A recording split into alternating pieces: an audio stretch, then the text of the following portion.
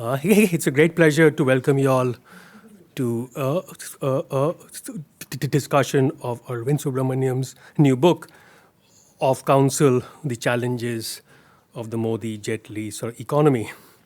He will be in conversation with Ed Luce, who has come straight from the airport after a flight from London right now. The book sort of encapsulates Arvind's experiences as the chief economics advisor to the government of India.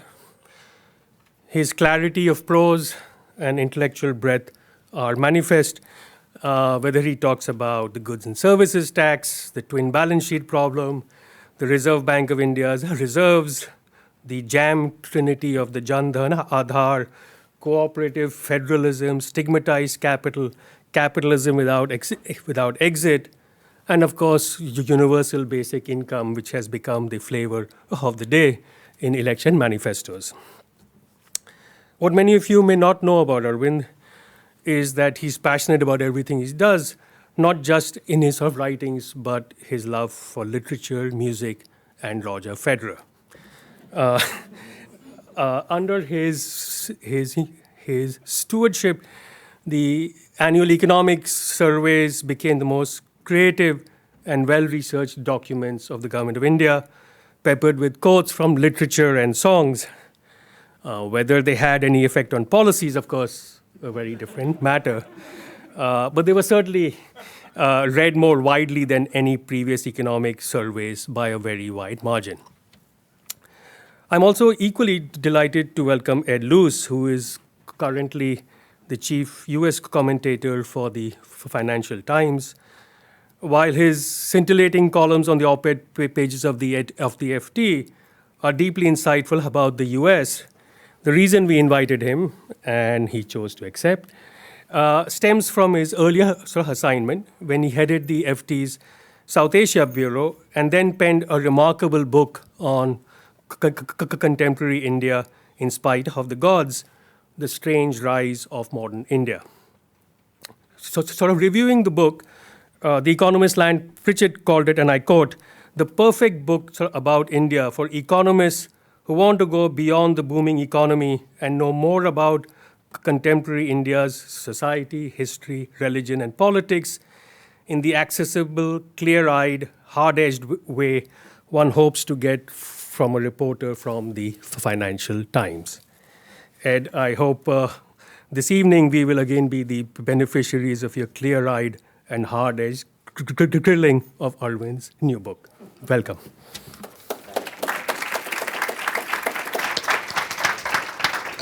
That's good license to be hard-edged. As Devesh mentioned, I actually touched down from London at 3:15, and I wouldn't have missed this for the world. So I rushed here, and my wife and daughter are still in the line at Dulles Airport. But chance to talk to Arvind, who is everything that Devesh has just said and more, it was too good to resist.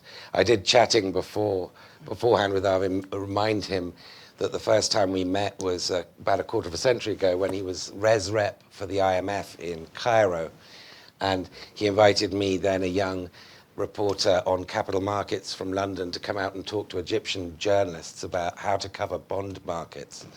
And my talk was so boring, and the Egyptian journalists were so distracted, and the conversation between them so loud, that Arvind very kindly put it quietly to death by taking me off stage, very graciously saying there was some other event. And yet he didn't learn his lesson, because here I am today. Here I am today, and as I say, it's a great honor. Arvind, you are many things. One of the things that you describe yourself very amusingly in the book is manic bordering on insane. In other words, your energy is just extraordinary, your intellectual curiosity, and the breadth of it. And for an economist, your ability to write in clear prose. And to end with... Look at that, for an economist, the qualifier yes, from the journalist. No, the prose is in and of itself of a very high quality, and for an economist, it's spectacular. And nobody, economist or not, finishes a book on the Indian economy with a chapter on Roger Federer. You know, that makes it even more unique. So I warmly and strongly recommend this to everybody. But let me start with a personal question. You were outside of India for 33 years. You left in 81 to study abroad, and then you went back for this job to be chief economic advisor to the Indian government. 33 years is a very long time. And I think you quote somebody else saying, what does he of cricket know who only cricket knows? Right. What does he of India know who only India knows? So my question is, what did that 4-year stint back in India teach you about India that you didn't know? I mean, if India is never as good or as bad as it seems, what was better and what was worse? Ed, great to be here. And before I respond, let me first, I want to thank Devesh for organizing this. And I have to say that a lot of what I learn and know about India is thanks to Devesh and the extraordinary work that he's done, and the extraordinary program that he's creating here. So all of us have to follow him as closely as we follow Ed Luce going forward on everything else. Now, in terms of what surprised me about India, firstly, I think that some things I knew were going to be true, which is, and what created a lot of anxiety was, how do you navigate this charged Indian world, where there's politics and there's the bureaucracy and then there's media. If you watch Indian media now, and my favorite quote from the Indian media is, there's this very famous anchor who has people screaming, and he actually says no more than 2 people at the same time. So that's the quality of you've seen this. So you have this kind of a triangle of kind of interests out there. So navigating that, I think the anxiety that I had about that was just acute. And I think I was surprised on the upside in terms of how it was relatively kind of easier to manage than what I thought it would be. I think it helped a lot that I struck up and I have a very good working and relationship with the finance minister, Mr. Jaitley. He kind of gave me the space and the freedom to kind of be myself and let my manic energy kind of be unleashed on everything that I came across. So that was very good. But also, in some sense, what I discovered, which I don't know was pleasant or unpleasant, that the job had no job description. You have the only thing that a chief economic advisor is actually obliged to do is to write this annual economic survey. After that, it's pretty much what you do or what you choose not to do. I mean, you can spend 3-4 years quietly attending parties and traveling abroad and going for G20 meetings, whatever, right? I mean, so there's so much, and so that space I didn't realize would exist. And so to try and build something from that space was what I think was fantastic, but it also had its downside. But I mean, I was very anxious going in, because how Indian bureaucracy works. It's very hierarchical. When I first saw this beast called the file, I don't know how many of you know how the Indian bureaucracy works. That there's literally a kind of a file which has one paper clipped on top of another, on top of another, on top of another, and it's green. And it has a margin. And I was once ticked off because my writing had spilled over into the margin. You're not supposed to spill over into the margin. And that comes from down below with, notings at every level by everyone. With different ink colors. In different ink color. And, Arun Right. Shuri has written about this, different ink color. And just to, kind of learn these, kind of tricks of the trade and were actually quite challenging. So the world, when Modi was elected, whatever they thought of his social and religious and nationalist views, expected him in his economic avatar to be a reformer. And I guess there was quite a lot of projection of a sort of economist editorial line, this is what Modi represents. He's a tough Thatcherite kind of figure. Has the last 5 years, and it is now precisely 5 years, right? Because the election begins, the first phase is beginning next week. Did your experience leave you thinking he's a reformer, or is that the wrong term to use for him? Yeah, I think it very much depends upon what you think reforms are all about, right? I think broadly, if you think reforms are about a kind of policy change with a greater role for markets and the private sector, that's one. But you also legitimately have a big policy agenda where reforms are about improving the ability of the state to do lots of things. I think on the latter, I think Mr. Modi, the Prime Minister, did, I think, because he really does believe in the power of the state and the desirability of the state to kind of deliver lots of things to the people. So I think one of the things that marks out him kind of conceptually is that he has in some ways brought in a kind of alternative welfarist vision, which I talk about in the book, different from the old vision, which is not to provide subsidies and doles. That's kind of one welfarist vision. Or there's the other vision where actually you say the state has to provide public goods like health, education, so on. That I think less of that was done a lot because also that's controlled by the states. But his vision very much was, how do I use technology, harness the ability of state to provide essential private goods and services to people? Cooking gas, housing, bank accounts, the other one important, power. So a lot of the, and of course openness, toilets, for example, to get rid of open defecation. So I think these were things that he really believed in.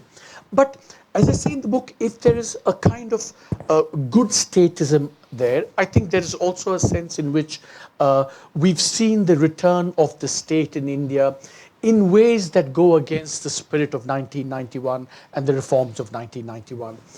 There's been a greater kind of, I would say, some renationalization of parts of the Indian economy, which one didn't think would happen 5 years ago. So, I mean, if you look at the budget and the subsidies, Yeah. something you're very intimately familiar with and that you cover in with great detail and panache in the book, 4% or so of GDP spent on subsidizing, kerosene, rice, other grains, pulse, electricity, and so forth. That is a lot of money that, in the case of electricity, goes to people who aren't poor. Generally rich farmers, generally it's electoral bribery. In the case of a lot of the food support, there's leakage, 40-50% leakage, so it gets into the wrong hands, not to the poor. This hasn't really budged under Modi, right? It's nudged a little bit, but basically the plain fact of a lot of wasted subsidies is still there. Yeah, I think that the one subsidy that was eliminated was the petroleum subsidy and the energy subsidy. That began under the previous government and then was continued by this government. And as oil prices fell, the need to subsidize also went away. But the other major subsidies, which are basically food, again started by the previous government, fertilizer.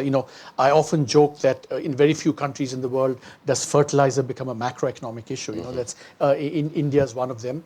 And then at the state level, you have all kinds of subsidies for agriculture. Power, water, interest subsidies, so on. So that structure of subsidies, and then of course the employment guarantee, has pretty much remained intact. But I mean, I think at some point we'll come to that, but there is a kind of new move that's begun. And, I'm going to take a little bit of credit for that in the survey. My team and I, we wrote about universal basic income as a kind of alternative vision of the social safety net, which hopefully over time will actually replace all these things. Because as you said, Ed, many of these things are actually highly regressive. If you take the fertilizer subsidy, the power subsidy, the water subsidy, not so much the food subsidy, they pretty much go to people who are relatively well off, rich farmers, for example. So there's a powerful case for converting, redesigning this on actually kind of nice socialist rhetoric grounds. I mean, to say that you need to do this not to get rid of subsidies, but actually to rejig them in a way that favors poorer people much more. In fact, there's an interesting thing which I don't have in the book. So I remember when we wrote the first surveys, so we catalogued all these subsidies for the first time and magnitudes and who it was benefiting. And then, I very excitedly, we wrote up this chapter, and the finance minister has to clear it. And he's generally a very kind of laissez-faire kind of guy. He read the first chapter, and he read this part, and it begins with this quote from Mahatma Gandhi, want to wipe every tear from every eye. Are we doing this kind of thing? And he sort of said, Arvind, look, I like this chapter, but it's very much written in this Washington consensus, we need to get equity, etc. Why don't you rejig it and actually, articulate it not in terms of efficiency gains, but actually as better redistribution? And that really changed the way that and subsequent things that I wrote, I rejigged them. And I think it made a much more powerful case as a result of that. So I want to get onto universal basic income in a moment and demonetization, but if Modi, given your direct and very sort of granular experience of Modi as an economic prime minister, if Modi does happen to get re-elected with equivalent power as prime minister in the next few weeks, what will it look like after a decade? What will the Modi economic imprint on India be? Yeah, I think the larger imprint would be this, the harnessing of technology and using the state to better deliver these essential goods and services. That's kind of the welfarist vision. And to be fair, in the last budget, not this one, the one before that, there was a medical scheme, to give everyone insurance, subsidized insurance, so that they don't have to face a medical calamity. So I think it's this incrementally building up a kind of alternative welfare kind of state, but very much kind of state-driven. The open question for me is, what about the kind of other parts of the agenda which I think where we perhaps need much more of a role for market forces and the private sector, whether those will receive as much attention, I don't know. I don't know the answer. Because he has a problem with job creation, right? That was one of his sort of key promises. Yeah, I think, job creation, I think, I don't know the numbers well enough, and frankly, I don't. And they keep changing. And they keep changing, and there's a recent report which says joblessness went up, and maybe that's true.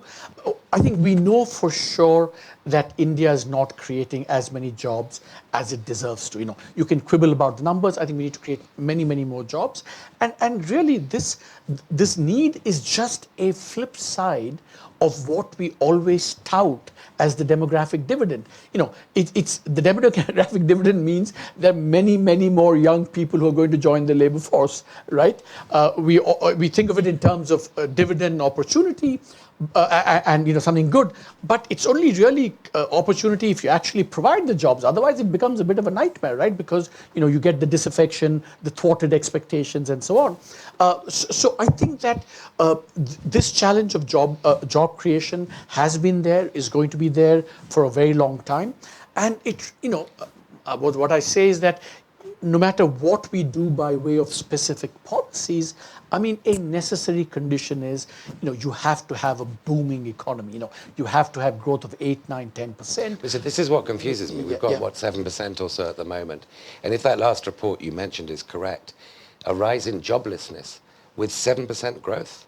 I mean, you talk, again, very articulately about India's precocious development model, namely that it's the high-skilled service industries where you're leading, not the labor-intensive manufacturing. And a lot of what Modi was about was taking the China bit of that and getting a more conventional sequence and having manufacturing. right. And that hasn't happened. Yeah, I think, because you see, remember that in the last 5 years, partly as a result of the global downturn, manufacturing exports have not done very well at all. If Make in India has to deliver, I mean, you can't make in India and sell within India because, by definition, if you have an international market, that's what you need to be delivering manufacturing export growth of 15 and 20% in dollar terms, which is what the East Asians did. We haven't seen anything close to that.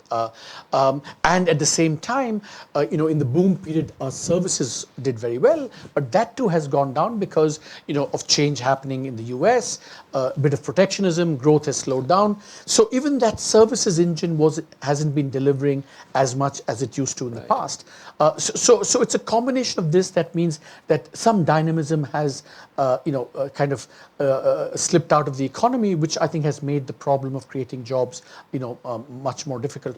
I think the one, just to, it's something that I learned after going to India, which, many people, all of us, we do research on, should we do manufacturing, should we do services? That was the big debate. But I think having been in India, I realized how important agriculture still remains and how we haven't, I think part of the problem we see now in India is that there are just too many people in agriculture.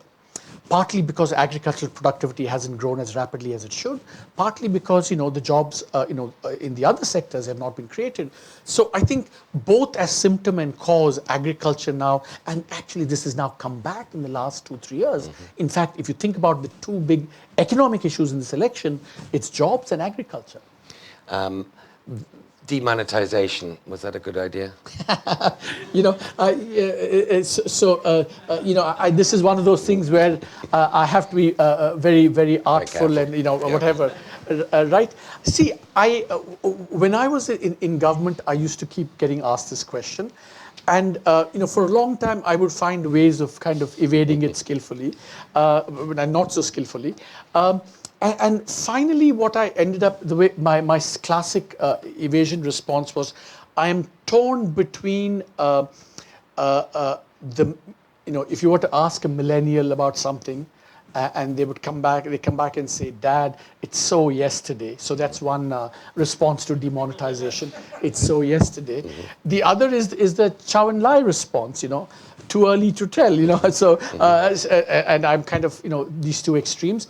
See, everyone knows about demonetization, and there's nothing more for me to add.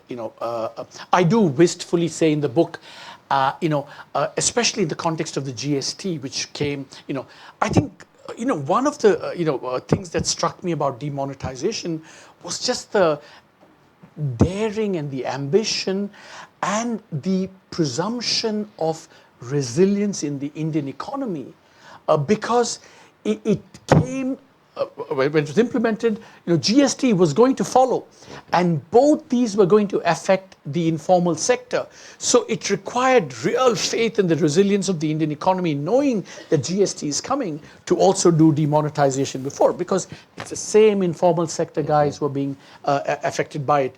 So I wistfully ask in the book, because I was very closely involved with GST. It's, in a sense, I feel it's one of my babies, as it were. And GST implementation was affected by the fact that demonetization preceded it. So I wistfully ask, what if I do a what if at the end of my first chapter, and what if GST had not been encumbered by demonetization having preceded it? I think maybe the trajectory of many of these things would have been very different.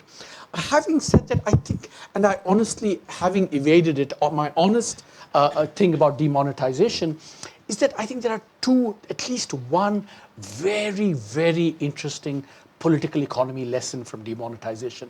And I'm obsessed with this because, and you know this better than me, Ed, this whole phenomenon in the US of what's the matter with Kansas? Why do poor, struggling, white, middle-class voters vote for someone who actually, undoes the welfare state, gives tax cuts to the rich? Why do people vote? There was something very similar about demonetization, because now, of course, people's perceptions of demonetization, it is 3 years ago, have been colored by all that's happened in between. But we should never forget that in real time, demonetization happened. It was followed by a major political election in the state of Uttar Pradesh, where demonetization was in people's consciousness when they voted, and the government was overwhelmingly voted into power.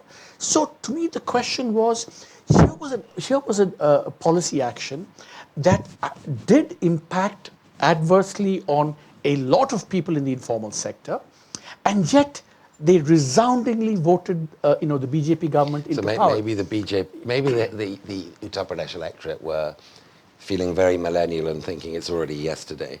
But we've now had 3 years.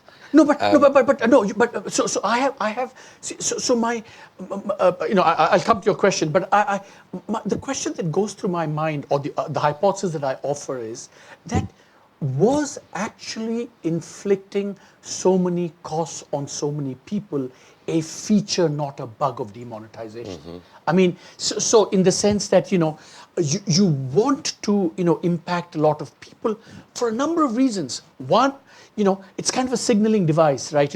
If people think, oh, this is an action that will get at corruption because look, it's hurting me so badly, right?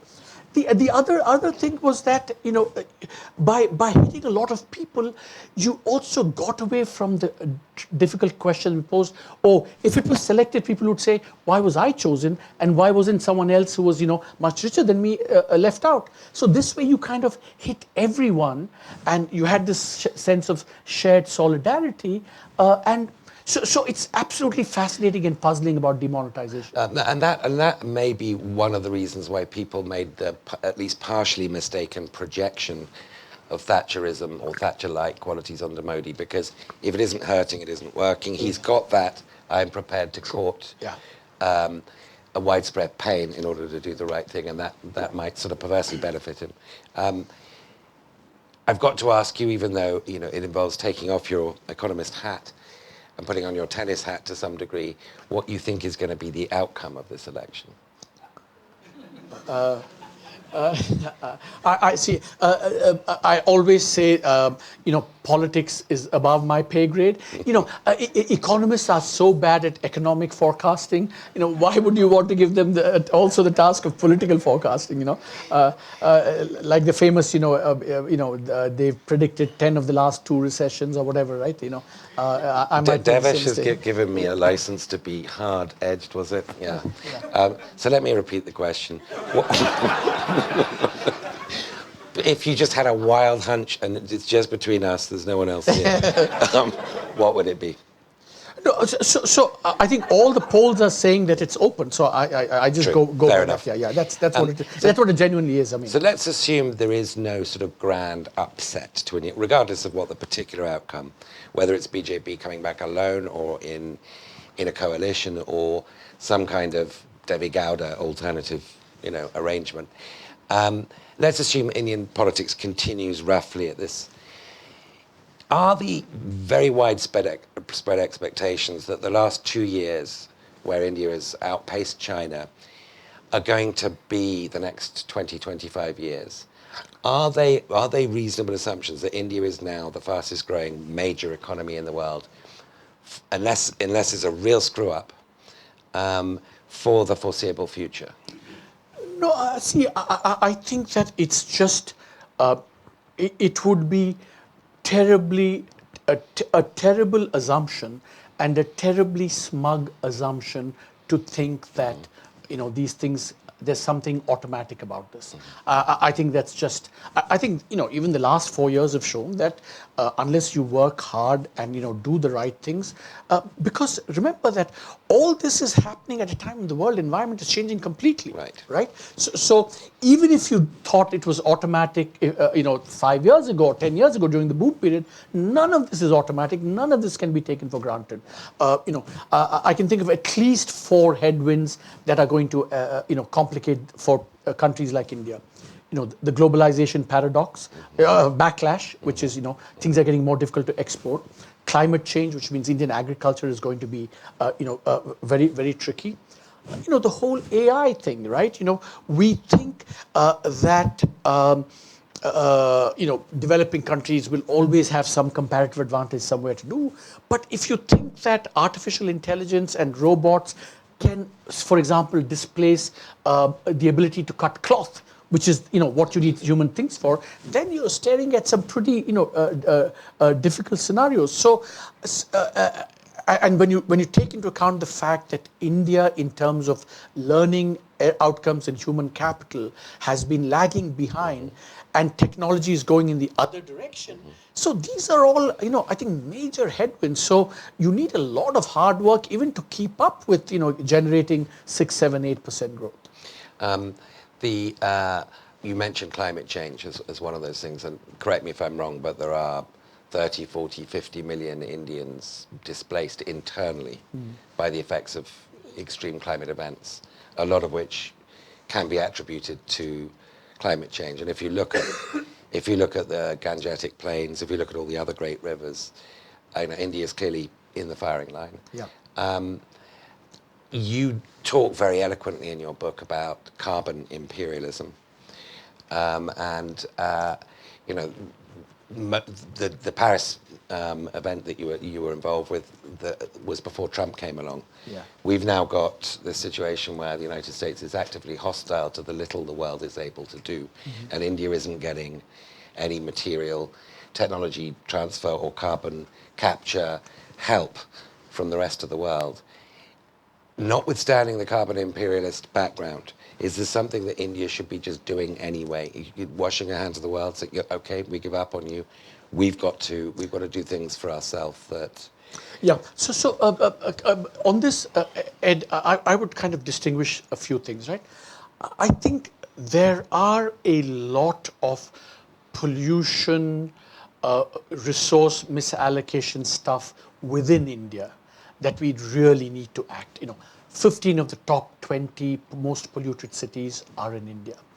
Water tables are plunging, and we have all kinds of subsidies that actually encourage the overuse of water, right? So on these, I think there's no question that we should, kind of just surge ahead and do what we need to do, regardless of what everyone else is doing. On global warming and climate change, which is a more international issue, I have a slightly more, this is where the carbon imperialism comes in. First, I think the Prime Minister gets a lot of credit for the fact that he has really made renewables a top priority. If anything, my kind of concern is that, renewables are being over-subsidized in India at this stage, and maybe we need to do a corrective on that at some stage. But he has kind of pushed ahead with that very, very strongly, and our targets for renewables are very ambitious, 175 gigawatts and so on. But to me, the open question is, when it comes to climate change, India still has a lot of coal, right? Willy-nilly, we're going to be using this coal for all kinds. We can't just uproot. For example, when I see these calculations of, in order to combat climate change, it's a matter of, $5 trillion in investment, and all we need to do is find the money. I think this sort of analysis that comes out routinely from the North Atlantic seaboard, for example, which, as you know, mediates all knowledge around the world, that kind of overlooks. I mean, there are millions of Indian communities living on coal. And I'm not saying that we should keep it that way, but the trajectory of, phasing out coal is going to be very difficult, very prolonged, very expensive. So my own view is that at least for the next, horizon, 10, 15, all of us need to move into renewables at some point, but there is a kind of window, 10, 15 years, where we are going to be using coal, right? And what I would like the international community to do is actually to invest more in making that coal cleaner, so that you can combine, India's politics, its energy needs, with, the desire for India to contribute to climate change. Because come what may, roughly half your energy your power is going to be generated by coal. Yeah, It's exactly. a question of whether it's clean or dirty. Yeah, exactly, yeah. And that's why. And my strong view is that we're just not investing enough in trying to make coal cleaner than it is. I think we should be investing a lot more, along with doing other things. But this, I think, is very important as well. You engage quite a bit with Gandhi. I mean, obviously not directly, but Gandhianism when you talk about UBI. And I want to ask you that in a second, without hogging the time for questions from the floor. Did the experience of being in India, that in Delhi with the gridlock, the traffic, the air quality, and some of the sort of limits of growth feelings that is a Portland phrase, but somehow sort of is very tangible in Delhi nowadays with a 20th of per capita incomes. Did it make you feel more Gandhian? No, it did. It did. No, and there's a simple reason for that. I mean, the simple reason for that was, if you go around India and travel, and this thing that Lant Pritchett also asked, I mean, why should people be deprived of what you and I here take for granted? And they're not even close to that. So many people, and for example, we learned that the economy of Texas was changed by air conditioning. And why shouldn't that be true? In the hottest parts of India.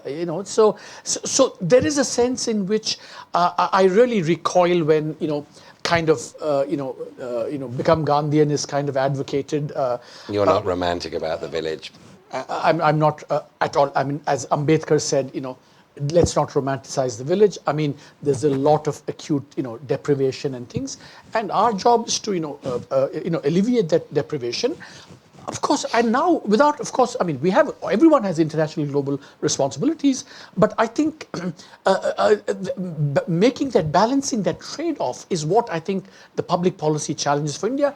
I think, the West has to be a bit more sympathetic to that trade-off in ways that I sometimes think that it isn't. You mentioned Lant just now, and I think Devesh did as well. He talks about the flailing state and all of the things that you've, the challenges you've been discussing in terms of economic change, bringing jobs to people, dealing with clean energy and so forth, require a less flailing state. It Right. requires a less inefficient state. As your experience and Modi's great emphasis on efficiency. Yeah. And following orders and not, sitting on things. Is your experience giving you some hope that we're going to see a less flailing state in the coming years? Yes, I mean, first of all, I think that, much as I admire and love Lant, I think the notion of the flailing state was, I think, a bit overdone. Because I think the truth about India, and this is something that Devesh and I are working on, I mean, the truth about India is that like with everything else, right, you have a continuum where you have parts of the state that are very, very poor in delivering very basic things like water, sanitation, health, education. And there are parts of the state which are truly spectacular. I mean, this thing that we organize every year, every 12 years, the Kumbh Mela, something like 240 million people congregate, 10 days in a very narrow space, and they come out having an amazing experience. The elections are organized, so far at least, very well in India.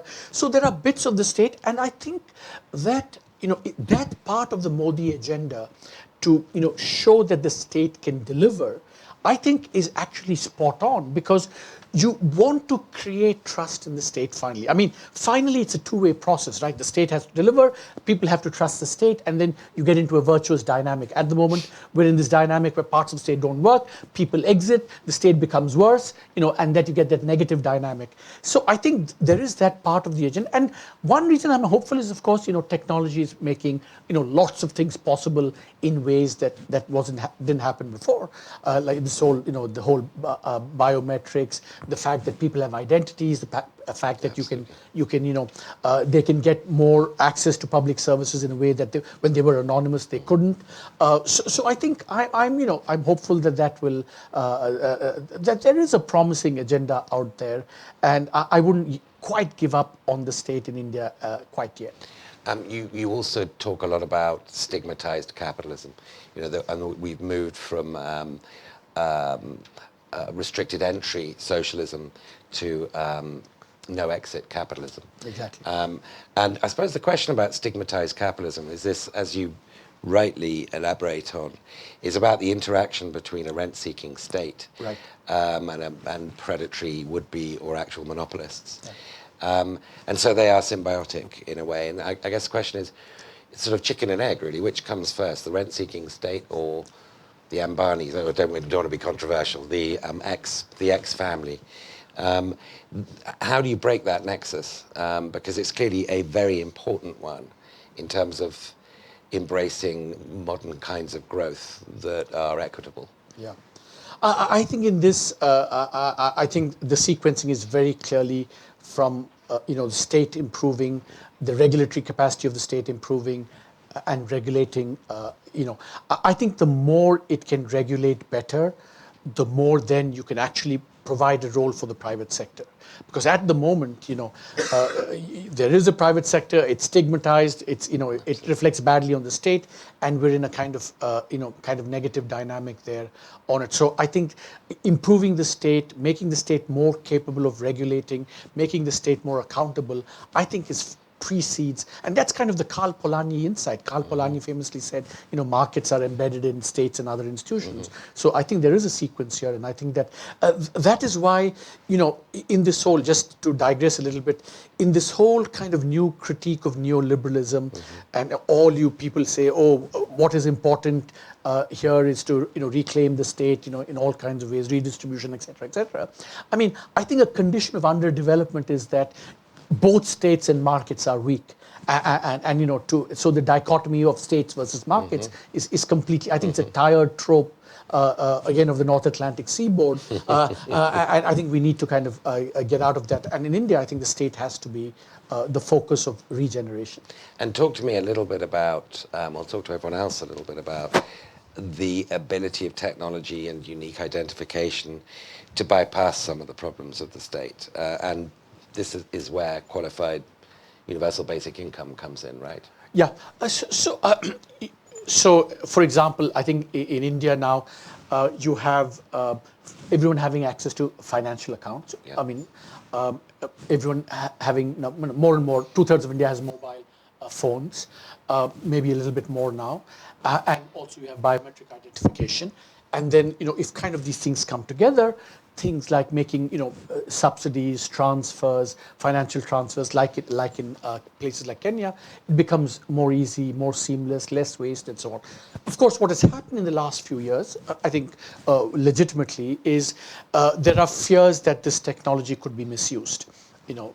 Whether by the private sector, as in this country, or by the state in other states. So I think there has been a little bit of a backlash against this whole identification project, which I think speaks to India's credit, because people have said it's like any technologies could be misused. So we need checks on this, and the Supreme Court recently came down and said we have to have privacy rules, and laws to safeguard privacy.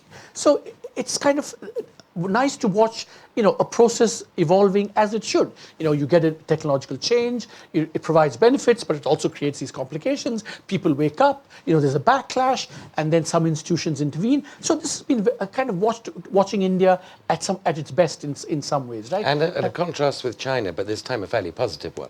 Yeah, exactly, and so I think that which leads to, I think, universal basic income, which I think that it's all in the news these days in India, because not only the Congress party now, but before that, a number of state governments had started, in response to agrarian distress, had started these schemes.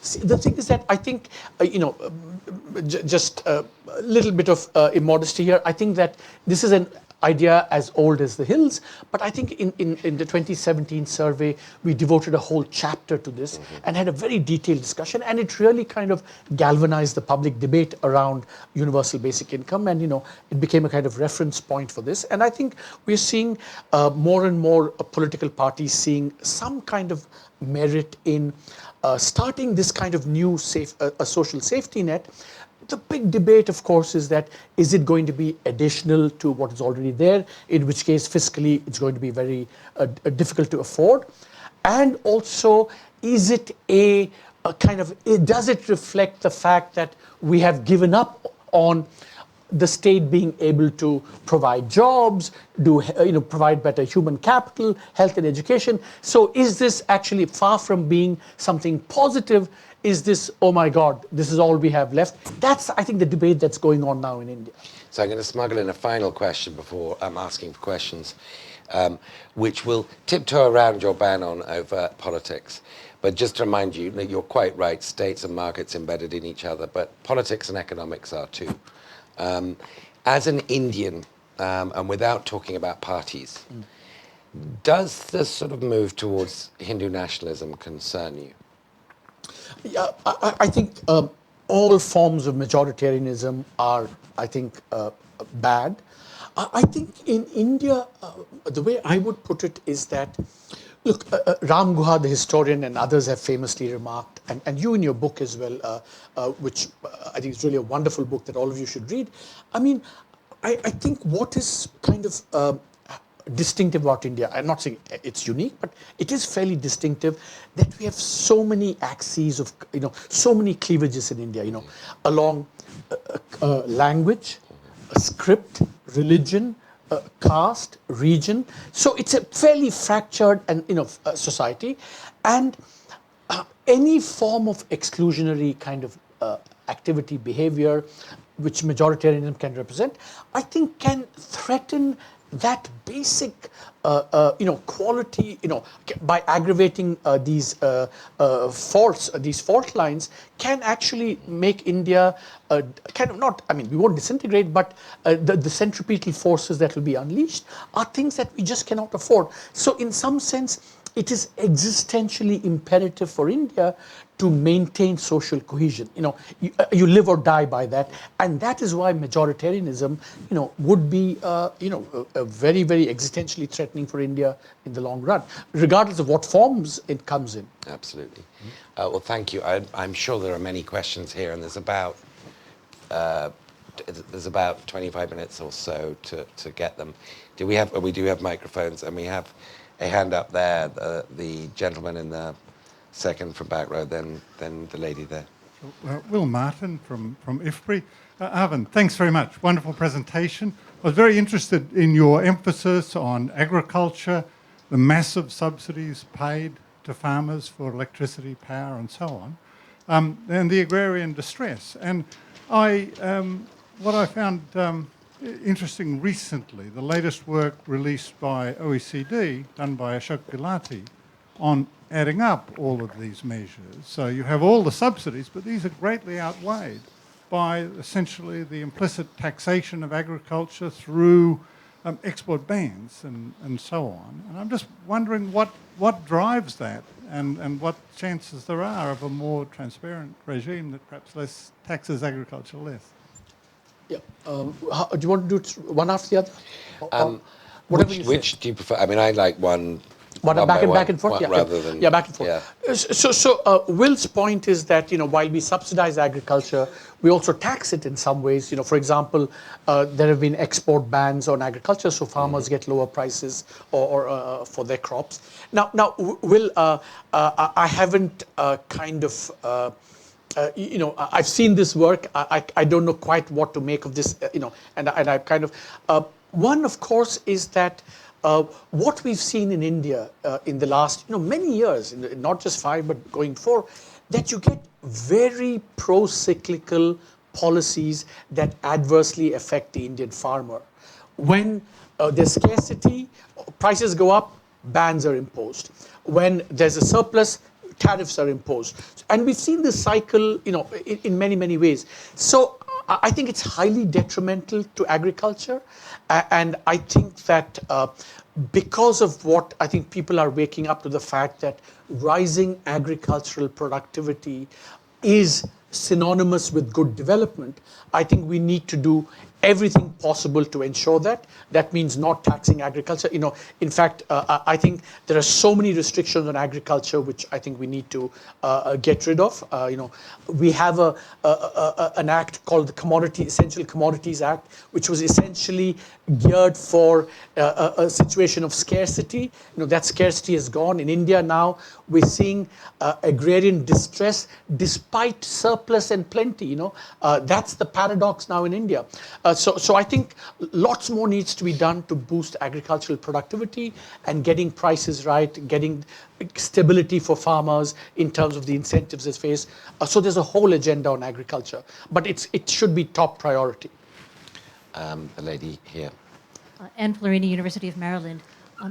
I was a little startled by what appeared to be the acceptance by both of you when you were talking about energy, that coal is a very major part of India's future, which is an argument and that there is a trade-off between economic development for India versus getting rid of coal and dealing with environmental issues. I think that was a very valid argument 10 years ago, possibly 5 years ago. But given the extraordinary pace of technological change and the very, very rapidly changing economics of renewables, particularly in India, I'm wondering why you are still making that argument. If you look at within the United States, it's already the case that phasing out currently operating coal plants and replacing them while they are still in their operating lives is already purely on a market basis economically appropriate. India has the opportunity to avoid building itself into this problem. Why would you continue relying so heavily on coal? Good question. And a great question. I think that, let me answer this in a couple of ways, right? I actually don't buy the proposition that today technology has advanced so rapidly that on a pure, without any intervention, energy renewables can replace coal. I mean, if that were true in India, we would see a lot more renewables, and we would see a completely different thing. So while I agree that renewables have become more competitive, it still requires a lot of intervention to make it competitive with coal. That's point one. Point two is that I think here I'm not even talking about, we need coal, 25, 30 years and beyond, but I think we will willy-nilly use coal for the next, 20, 25 years. Where I do agree with you is that I certainly think that we should not be probably building any new coal plants, and I think the government has kind of accepted that. But even the coal that we are going to use, remember, today, coal constitutes, I think, something like 60 to 70% of our total energy needs requirements. So you can't, go from 60 to 0 in 10 years. It just won't happen. So my only thing is that if you're going to go from 60 to 50 to 40 to 30 over time, I think, which is going to be a slow process, which will require a lot of political, communities are going to be displaced. I mean, there are parts of India which completely live on coal, the northeast and the center. So there are going to be huge social costs. So it has to be a gradual process. My only plea is that, to reconcile that with climate change, let's make coal cleaner. To talk about giving up coal, maybe not new plants altogether, would be a kind of disruptive change that no society can handle politically. Yes, there, and then there.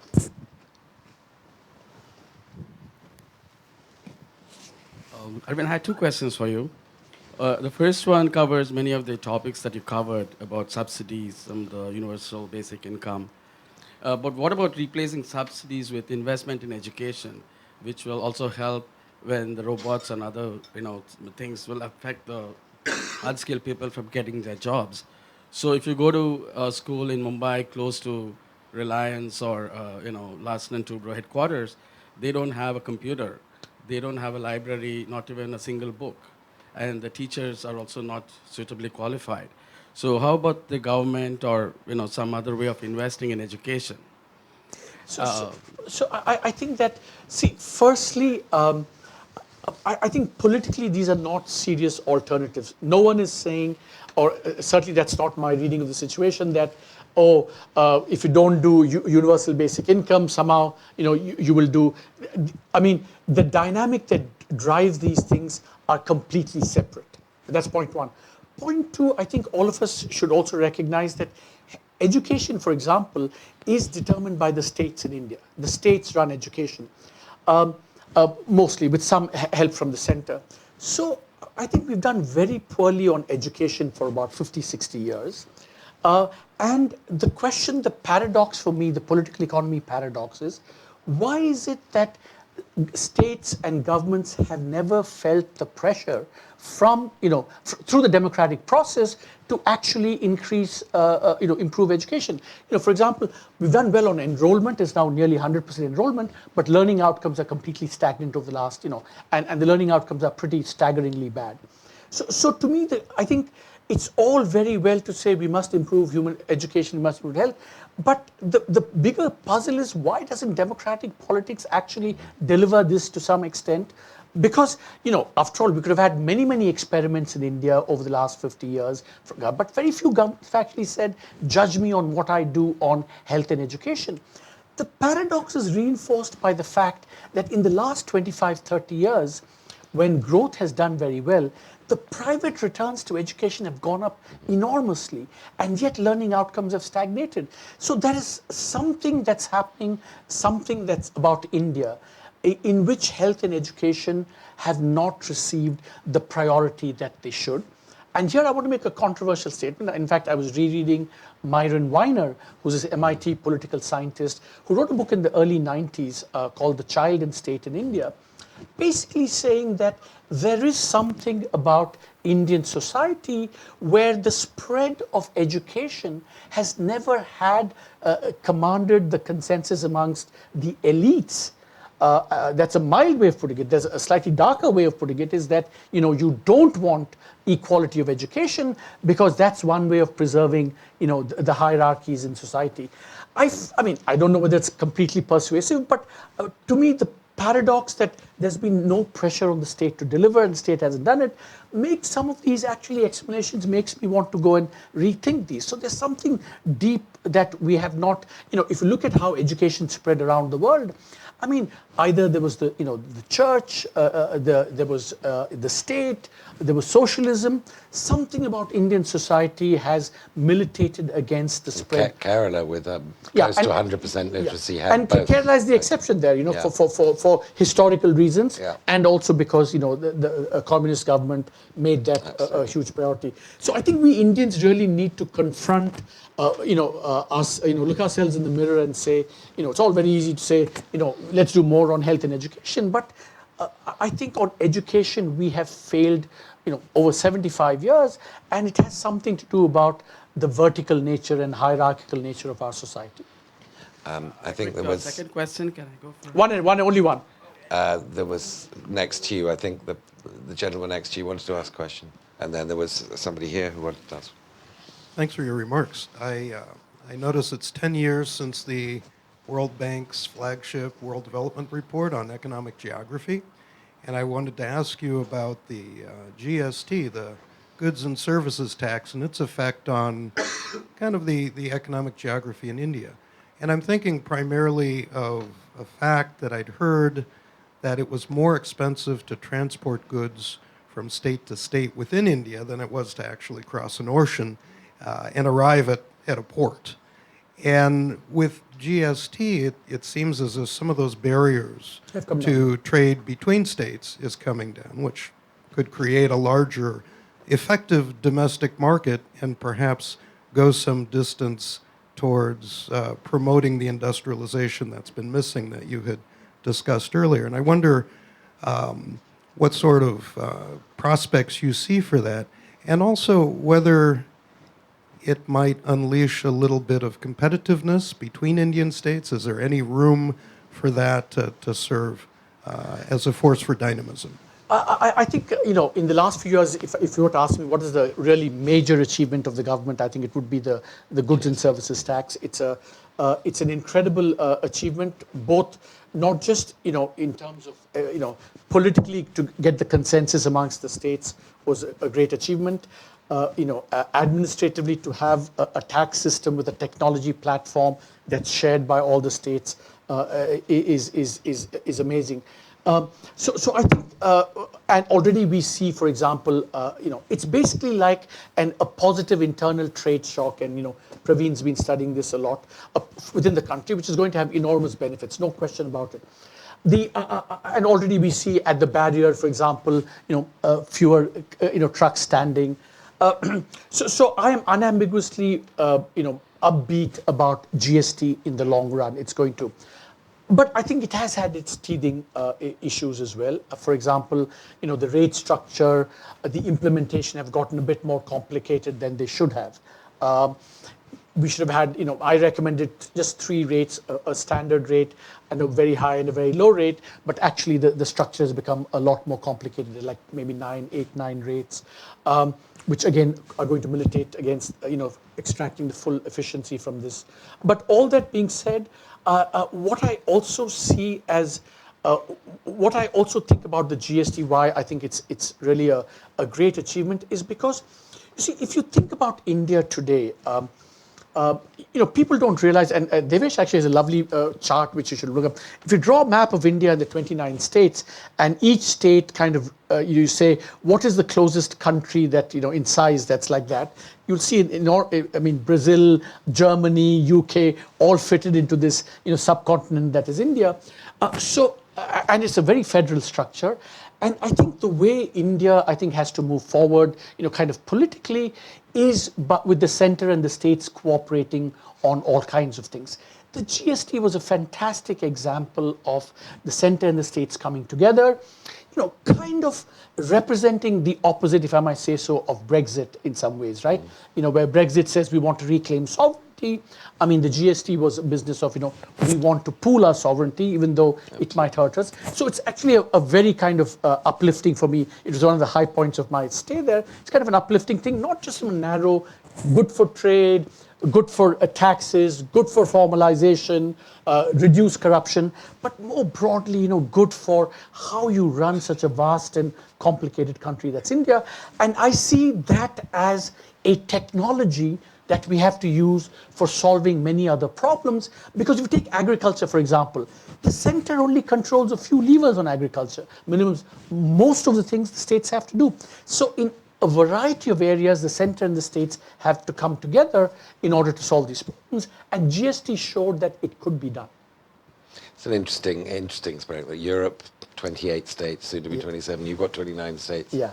Moving in very different directions. I think there's a lady here and a gentleman here. These two were next, and then there's a forest of hands, as you would expect for Arvind. Thank you Yes, for your sorry. presentation. My name is Li Yang. I try to compare the economic growth or progress with the United States and China. And I just wonder if in India and under Modi and all somebody leaders, I just wonder how economic progress really in India take into account of productivity and this service. What I try to say is employment and job itself does not mean productivity or improve the well-being of society. So a lot of people say economists that they have studied never make a good prediction actually because the number is really phony, fake, or manipulated. So I just wonder. Are you talking about China or India? India. Okay. India, your specialty. I just wanted to clarify that. But I want you to make some comparison or reference, if you can too, including the United States, because this reliability of the data is very important. True. And productivity is not really productivity. If you just think number of employment or job increase is productivity, that's totally false. So now in the United States, you have a job, you have employment. Even in the high tech, you have a lot of hacking. That is not productivity. And so in the United States, you have a lot of people in the prison. You have a lot of people employment for the prison job. So that's not productivity. So I just in just the wonder. interest of time, the question Right. is So about my the question integrity is, of could Indian you focus statistics. on this reliability or accuracy of data, and so you can really have better prediction of the employment? Yeah, I think what we can safely say is that, the quality. So this reminds me of I don't know how many people of our generation. There's a joke that Michael Wilbon's wife, the sports, asked Michael Wilbon, "Do you like me more or Michael Jordan more?" And Michael Wilbon said, "Honey, I can safely say that I love you more than Scottie Pippen." So here, I can safely say that the United States has, better quality data than India and China. Beyond that, I think we should ask, people to make their own judgments about data quality. Yeah. Next, you, yes. Shin Oya from JBIC, and thank you very much for a fascinating conversation. And also, I was in India from 2012 to 2015, and thank you very much for your contribution to Indian economy. It was fascinating. My question is Make in India. I think this is a very important Indian government policy. And your plan is you are going to increase share of manufacturing per GDP. But actually, it was not succeeding as planned, and actually, share of GDP is declining, I think. What's your reason and what's your analysis on this? That's my question. Yeah, I think we discussed this a bit earlier, that India exhibits what Danny Roderick has called premature deindustrialization, right? I mean, what has been striking about India is that if you look at all the East Asian countries that grew very rapidly, they all kind of, over the course of their successful transition, went from 10-15% manufacturing share to 35, and stayed there for a long time before it started coming down. India's manufacturing share of GDP peaked at kind of 17% 10, 15 years ago, and it's been declining since then. So we've had a case. Now, why that happened, of course, has a lot to do with the early choices that we made. Our development model was, not favorable to not just employment, but also to becoming big. I think what's not realized about India adequately is that, the series of development choices we made back in the 50s and 60s, apart from, hurting unskilled labor employment, actually it militated against becoming big. So if you can't become big, you can't actually export manufacturing. And, the China, the South Korea, now the Vietnam examples show that. So I think those were historical choices. And I think the Prime Minister Modi came and said, as you said, Ed, I'm going to try and reverse that. But there was the kind of that legacy hanging over, and trying to revive that hasn't proved that easy. And of course now we have new headwinds coming. So I frankly, unless I think we can give the Indian private sector the confidence, the private sector, both Indian and foreign, that not only can they, employ people, but they can employ, thousands of people without having to run afoul of, labor and other laws, whatever. I think it's going to be very difficult to reclaim that kind of manufacturing. It's possible that in terms of thinking about development strategies going forward, we may have to think about, alternative models for India that will succeed. Gentleman here, we've got time for a couple more, I think. Milan also wanted a question, yeah. And sorry, Aditya, second year science student. Thank you so much for your presentation. The question is, considering trade barriers are being erected more and more, what solution does India have to develop and to continue its economic growth? The caveat is in a short-term political cycle, like 5 years and not the 20-year cycle. So what solution does India have to improve and to develop its economy, considering the trade barriers are being erected? Sorry, you're talking about the trade barriers internationally? Right, yeah. Yeah. See, I think having said that, there is a kind of looming challenge. So far, I think in terms of the actual actions taken against India, they've not been that serious. I mean, for example, GSP India has been taken out of. It's important, but it's not game changing for India. Even in terms of the services sector, it's true that visas are being tightened, but it still hasn't been that bigger blow to materially affect that. But I think going forward it could be different. I think going forward it could be different. And so what it means is that the kind of open atmosphere that the East Asians enjoyed, that is maybe not going to be available for a country like India that's late in the process. Now, so some people say, abandon all this export-led manufacturing and just, focus on your domestic market. But historically, the experience is that no country has grown at 8 to 10% sustainably without being able to export 10, 15% gangbusters on exports. So I think it's going to be a real, kind of dilemma for India. If you don't have access to these foreign markets, maybe we just have to ratchet down our expectations about what rapid growth can be going forward. Because you certainly can't generate 8% growth for 30 years, relying on the domestic market. I mean, no country has done that. So it's going to be quite a challenge going forward. Yeah. Milan? Sorry. Yeah. Please. Thank you. Hi, I'm Kartik Gingon from Kartik Management. My question would be about the size of the state in India. So we discussed in a very helpful picture of how the current government is trying to improve the efficiency of the state. But ultimately, can India afford this size of the state? I mean, it's one economy that has one of the highest government debt to GDP, one economy that has the highest fiscal deficit to GDP. And all of that happening while domestic savings are going down.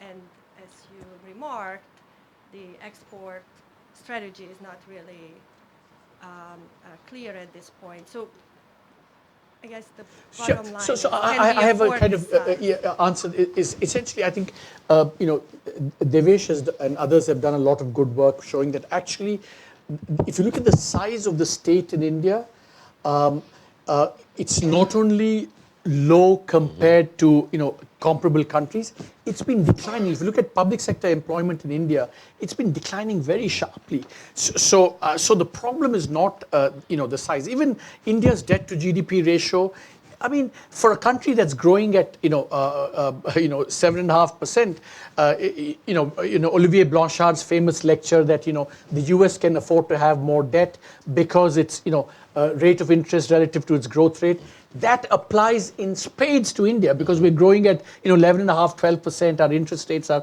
7-8%. So I think that's not the problem. I think it's more about what you spend it on and how efficiently and effectively you manage your resources. Size is not the issue in India.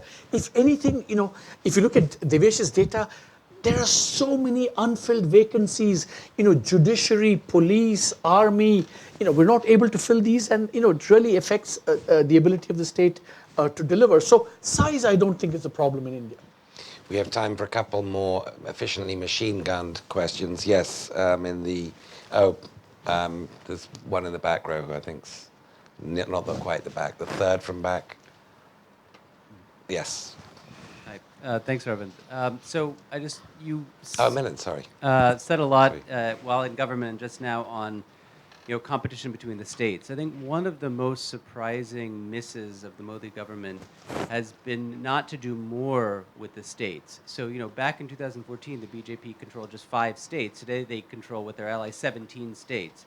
So why did a former chief minister not really push the agenda to lay out a reform agenda for the BJP or NDA-ruled states, which, after all, he was responsible for getting all of these people elected, to say, we're going to lead by example, and here is a kind of common minimum program or 6 or 8 things that we BJP states commit to doing. Given that it's so hard to do these things at the center, let's do it in the state level. What's your hypothesis for why that was not done? Yeah, good question, Milan. I mean, my first answer is that we did it in GST. The government did it in GST. So the question has to be, having shown, in fact, it probably makes your question even more salient, having shown that you can do it in GST, because make no mistake, I mean, the GST for all the things happened because there were 17 BJP states, and you could get the consensus around that. So the question becomes, why doesn't it happen in the other states? I think there are many hypotheses, but one I would say, which is something that I taught this political economy class last time, and here's I think the way I think about it conceptually, Milena. So supposing you have a strong leader, and all leaders want credit for what they do, right?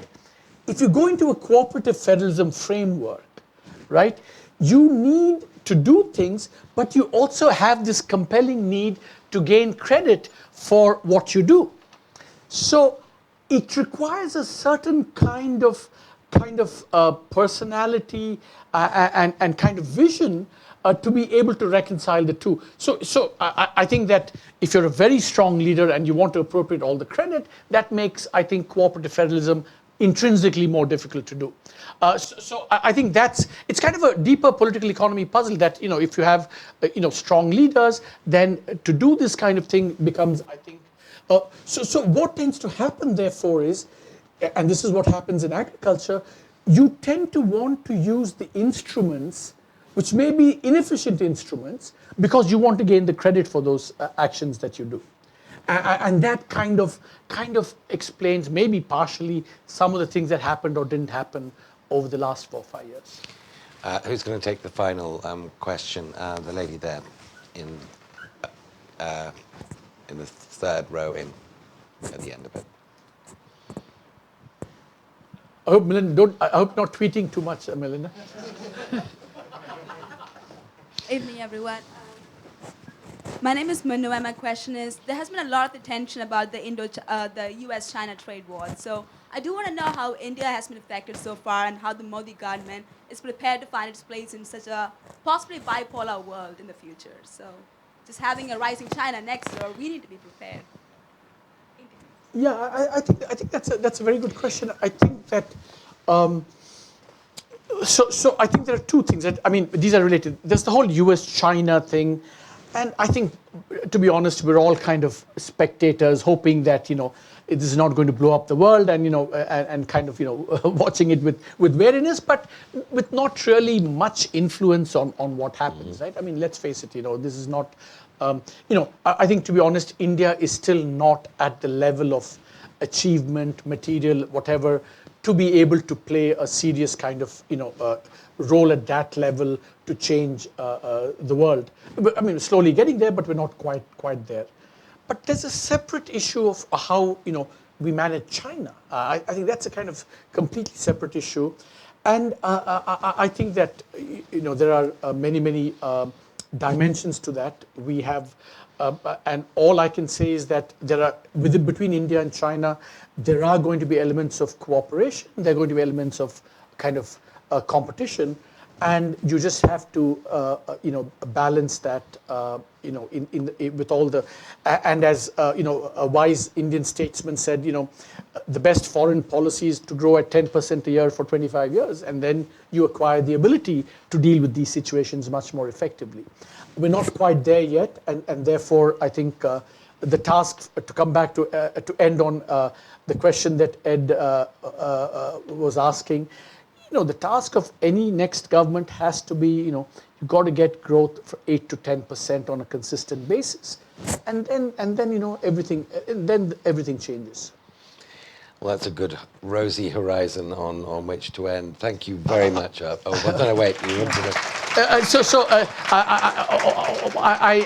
It's only because I don't want to carry books back. I have 3 books that I'm happy to give away to whoever wants it. You don't have any on sale? No, because I think universities are not allowed to. Oh, okay, that's very strict of you. Yeah. Well, I recommend you go out to a commercial outlet and buy it. Amazon.com. Amazon.com. Old-fashioned of me. Thank you.